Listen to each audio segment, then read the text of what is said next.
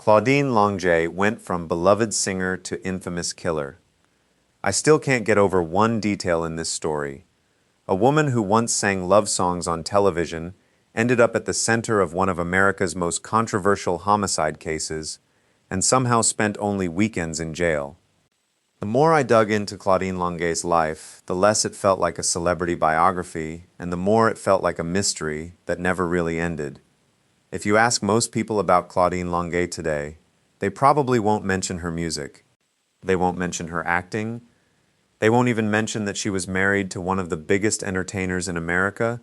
They'll remember one night in Aspen, one gunshot, one dead Olympic skier, and one question that's still impossible to answer with complete certainty.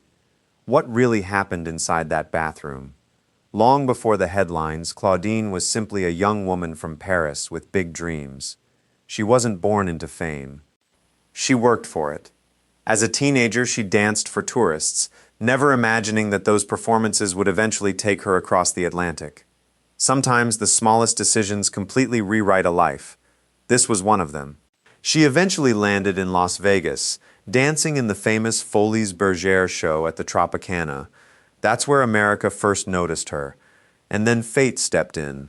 The story almost sounds like a movie. Her car broke down. A stranger stopped to help. That stranger happened to be singer Andy Williams.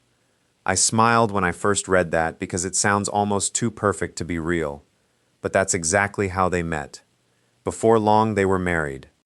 By the early 1960s, Andy Williams was becoming one of television's biggest stars, and Claudine suddenly found herself living inside a world most people only saw through magazine covers. She wasn't content being Andy Williams' wife. That's something I admire. She wanted her own career. She appeared on television. She acted in sitcoms and dramas. Then something unexpected happened.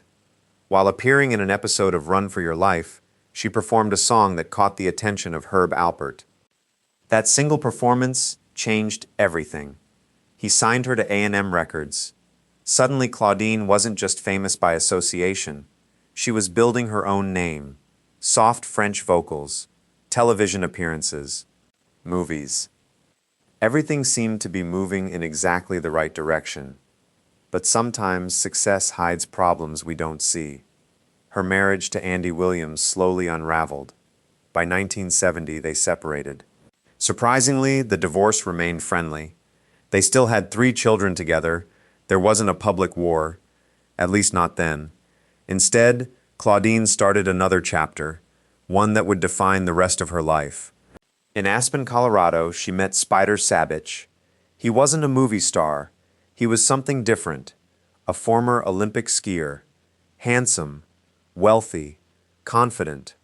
The kind of athlete magazines loved putting on their covers. Their relationship quickly became serious. Claudine even moved herself and her children to Aspen to live with him. From the outside, everything looked exciting. Inside the relationship, things were becoming much more complicated. Friends later suggested Spider had begun questioning the relationship. Living with an instant family wasn't the carefree bachelor lifestyle he'd known. Whether he intended to leave Claudine remains debated, but something clearly changed. And then came March 1976. One ordinary evening became one of the most infamous nights in celebrity history. Spider was getting ready to shower. Claudine walked into the bathroom carrying a pistol. Moments later, a gun fired. Spider Sabich collapsed with a gunshot wound to the abdomen. He died before reaching the hospital.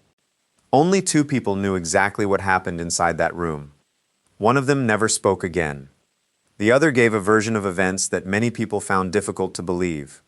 Claudine insisted the shooting was accidental. She claimed Spider had been showing her how to use the gun. It discharged unexpectedly. That explanation immediately raised eyebrows. Why would someone preparing for a shower suddenly decide to teach firearm safety?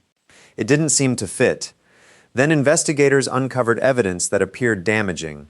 A blood test indicated cocaine use. Her diary reportedly suggested the relationship wasn't nearly as happy as she'd claimed. At that point, it looked like prosecutors had a powerful case.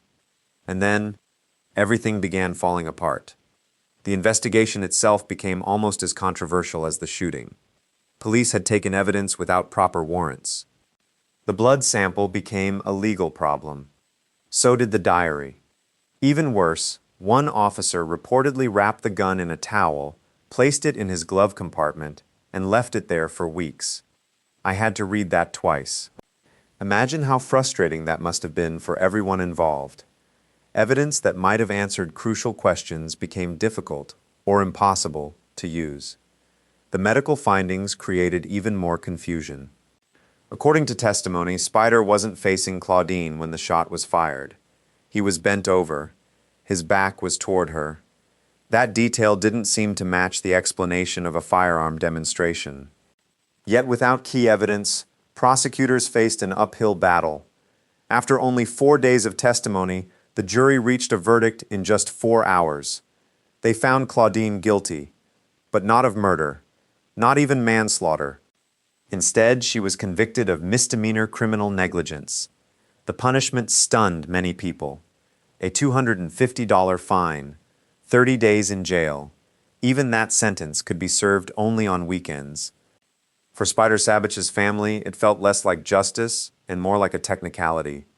Their frustration only grew after the trial, because Claudine did something almost unbelievable. Before finishing her sentence, she traveled to Mexico with her attorney, Ron Austin.